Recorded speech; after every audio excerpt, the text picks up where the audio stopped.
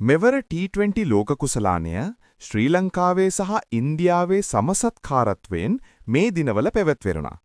මේ අතර එම තරඟාවලිය ආරම්භමින් නෙදර්ලන්තයේ සහ පාකිස්තානයේ අතර තරඟය අද කොළඹ SSC පිටියේදී පැවැත්වුණා.